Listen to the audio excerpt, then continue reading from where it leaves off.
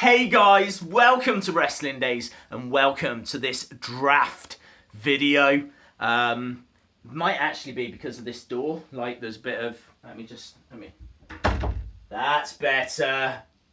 I am of course joking. It is a superstar draft video. The reason that we're going to have a look at this is because there are big rumours that WWE, Vince McMahon, right?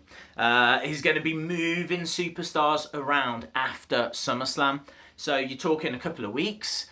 He is going to be moving people around. So Smackdown Live, Raw, and NXT. So not only are they bringing people up, they're going to move people down, which is really exciting. So what I've done is I've selected like my key players for each of the brands. I've gone with like the top 10 male talent for each. I've gone with, I think, the top 6 female talent, and then the top 5 tag teams. Might be 6, can't remember. But yeah, I just kind of want to give you my impression of what the key players in each brand should look like following this draft / superstar shakeup. So let's start with the tag teams. So on Raw, I've got the face teams of the Hardy Boys and the Ascension. And then I've gone with the heel teams of the Revival, the Usos, and I'm calling up Sanity. Now, that to me has got a lot of options. The Hardy Boys, you know, they can have matches against the Revival. They can have matches against Sanity. I mean, if that broken gimmick comes in, you know, the Hardys against Sanity, I just think would be absolutely fascinating. And really, you know, the curveball in here is having the Ascension turn face and, you know, just give them a bit of a run. The Ascension haven't worked on the main roster because they've not been given the opportunity to work on the main roster. I mean, how many championship matches have the Ascension had? You know, how many wins have they been given? They need to invest in the Ascension because I don't think that they're a bad team. I just think they've got a bit of backstage heat, and you're either going to have to get rid of them or give them a go. And I would give them a go. On Smackdown Live, the tag team division would be the New Day as a face team, Breezango as a face team, the Authors of Pain get a call up, and they're a heel team. You've got the Club of Gallows and Anderson as a heel team, and you've got Sheamus and Cesaro. Now, I really like the look of that division because, again, we've only got 2 face teams. One of them, the New Day, they're the big draw, they're the big deal. They're like the Hardy Boys are on Raw. But then underneath, you've got a team that I want us to take a chance on. Those Breezango fashion file, moments, those vignettes are absolutely brilliant. They crack me up. They're some of the funniest WWE segments I've ever seen. So I really want them to go all in on Breezango. I want them to, really help those guys get a championship run and be a bit of a focus. Yes, they'll be playing second fiddle to the likes of the New Day, but second fiddle is still much better than where they've been. So that just leaves NXT for the tag team division. And I've gone with reforming Blake and Murphy as a heel team. I think they're just drifting. I don't see them doing anything. So let's get them back together. Heavy Machinery, I think they could turn and be a good heel team as well. I really like the Street Profits, or what I've seen of the Street Profits. I think they could be a great face team. I think their entrance music is awesome, as long as it is the entrance music that's being shown on the trailers to them. I know a lot of you might not have seen the Street Profits yet. They haven't debuted as far as I know. I think they've just been working house shows, but they look cool. The other teams, face team TM61, obviously when they come back from injury. And then I would move down as a heel team, the Colognes, Epico and Primo. I just think that they would bring some experience. I think they could be a major focus down there. I think that you could have the Street Profits against the Colognes for the championships at a takeover and allow the Colognes to show what they can do, because they can wrestle, but they just kept being given awful gimmick after awful gimmick. You know, Los Matadores, Shining Stars. Finally, they get to be the Colognes, but they're so far down the pecking order, they're lost. Let's take a chance on them. Let's give them a go. That brings us to the women. So as we're already in NXT, let's stick with NXT. I am bringing down Dana Brooke and Emma, and I'm going to make them a major focus of this women's division. Also down there is Nikki Cross, Ruby Riott, Liv Morgan, and Sonya Deville. Now, the thing is that there's no real mega star in there. I think that Emma is probably the biggest name. They could work with Sonya Deville. I like what I've seen of her. I like the look of Nikki Cross. It's very even, actually, as a women's division. I'd be interested to see what comes out of this Mae Young Classic, because there could be a big star that breaks out of that, and then they can go straight into that NXT women's division. But I think it would be strong enough to kind of get us through the rest of the year. There's some matches there that I think would be really interesting. So yeah, that's what I do with NXT. I am more excited about what we're doing with the main roster on Smackdown Live. I would have a heel Natalya. I would have heel Nia Jax. I would have heel Sasha Banks. You know, when she was the boss down in NXT as a heel, she was running riot. So let's have heel Sasha Banks. And then for the faces, Naomi, Charlotte, Asuka. I'm bringing Asuka up and I am putting her on Smackdown Live. Look at some of those matches. You can have Asuka against Sasha Banks. Opportunities there are absolutely endless, because even if she cleans up that division, you can have a champion versus champion, and then she could face the Raw Women's Champion, which brings me nicely to the Raw Women's division. So over there, heel-wise, I would have Mickie James. I think she brings a lot of experience and credibility. I would have Becky Lynch as a heel. Let's try it. Let's try it, because as a face, it's not quite connected. So let's give her a run as a heel. I would go Alexa Bliss as the main heel. She is doing such a fantastic job. And then face-wise, let's give Carmella a go as a face. I think she could connect with the young girls in the audience. Ember Moon, I have called up Ember Moon. Ember Moon is brilliant. I think she's done a brilliant job since debuting in NXT. I would keep her away from Asuka. I don't have an appetite to see her and Asuka feuding forward. So I would put Ember Moon on Raw. And then the final face, Bayley.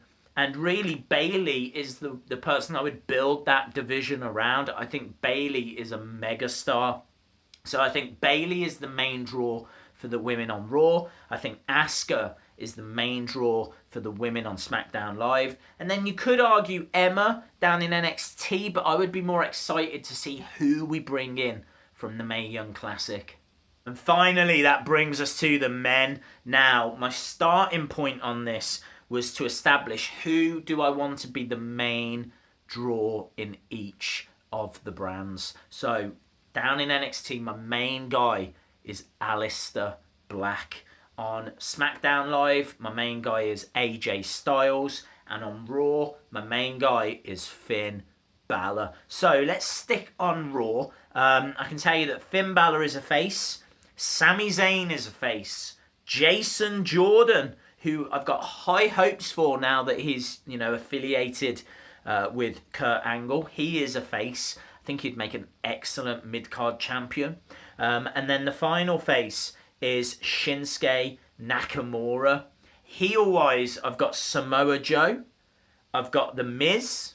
I've got Braun Strowman, Kevin Owens, Brock Lesnar, and then Chris Jericho kind of flirt in between the two. Sometimes he might be a bit of a heel. Sometimes he might be a face. You never really know what Chris Jericho is doing.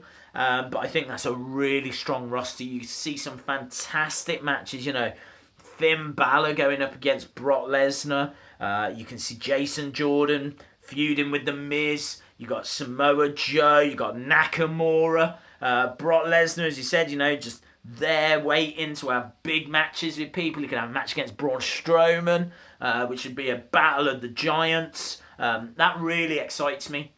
And you can always bring in Cena, because Cena's a free agent. I've not put Cena in any roster. So you can parachute Cena in if you feel that you need a bit of extra star power for a certain show. But I think that roster is stacked. Smackdown Live, right, my main draw is AJ Styles. And what I've done with Smackdown Live is I've put all 3 members of The Shield on the same roster. Seth Rollins, Dean Ambrose, Roman Reigns, because we could do something with The Shield, all 3 of them, if we want to. If not, then, they can help each other out, or we can have like a triple threat. I know it's been done before, but it's only been done once before. We can always go down that path again. My main draw here is AJ Styles. So I've got AJ as a face, Seth as a face, Dean as a face, Roman as a face, and Ty Dillinger as a face. So my heels, I'm calling up the glorious Bobby Roode. Bobby Roode comes up as a heel, arguably the main heel. Also, I've gone with Jinder Mahal, who I think is going to really benefit from this title run. He can be around that main event scene, probably more likely the mid-card scene. Bray Wyatt, I would make a massive deal out of Bray Wyatt. I would really build him up as the next Undertaker character. From now on, Bray does not lose. He is going to pick up win after win. He's not going to cheat. He's going to do it clean. He is going to be the unstoppable force that we hoped for. I am building up Bray Wyatt. Randy Orton, I'm going to turn him heel. His last face run as champion, it just didn't work. Really, since he's come back, it's not worked. I found him most entertaining when he was in the Wyatt family as a heel. So let's have him back as a heel. He can put over stars. I wouldn't be using him in that main event picture anymore. I'd be using him around the mid-card. And then also, Dolph Ziggler as a heel. I'm really tempted to move Dolph Ziggler down to NXT. But I don't know. I'm going to stick with him on SmackDown Live for this one.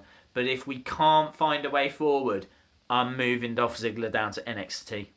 The other thing I like as well, and I've done this on purpose, Seth, Dean, Roman are on the same brand as Gallows, Anderson and Styles. There is nothing stopping us doing a Shield versus the Club match. That would be epic. You could also have Luke Harper, Eric Rowan on the roster. Bray Wyatt is on SmackDown Live. You could do the Club versus the Shield versus the Wyatt family. Now, I know the Wyatt family isn't a thing. I know that Luke Harper left and all of that. But we can always reverse that. We can bring him back under the spell of Bray Wyatt if we want to go in that direction. I just don't see what else there is for Luke Harper, and it is such a shame because he really is a very, very talented guy. So I think there's a lot of options there. That just leaves us the male division down in NXT, and I honestly think that Aleister Black should be cleaning up down there. His entrance, his look, the way he sits in the ring and just waits for the competitors to come down. Everything about this guy screams megastar. And moving Apollo Crews back down, I think Apollo Crews could help Aleister Black. Maybe it could be Aleister Black against Apollo Crews to headline one of the takeover shows, but I just think he needs a little bit longer down in developmental. I always thought they moved up Apollo Crews too soon. Other faces, Drew McIntyre, doing a great job, but he needs more time down in NXT. Johnny Gargano is going to be huge. But let's keep him down in NXT for a little bit longer. Same with Roderick Strong. Keep him down there. Those are my faces. My heels, Hideo Itami, Tommaso Ciampa, Big Show. I'm moving Big Show down. Big Show doesn't appear that often, right? But he could really be a standard bearer down in NXT. I was toying between Big Show or Dolph Ziggler, but I don't really want to see Big Show on Smackdown Live. But I would be interested in watching the likes of Johnny Gargano trying to overcome the Big Show, trying to prove that he is ready for the main roster. That's why I'm also moving down Goldust. Legends, like they could call themselves the Legends Club or something like that. You know, if you want to get to the main roster, you've got to go through Big Show and Goldust. And it's just like you can have a lot of that kind of really low card talent just not doing it, just falling by the wayside. And then it takes someone like Roderick Strong. You could have Roderick Strong and Johnny Gargano against Big Show and Goldust, and see what they can do. See if they can find a way past Big Show and Goldust.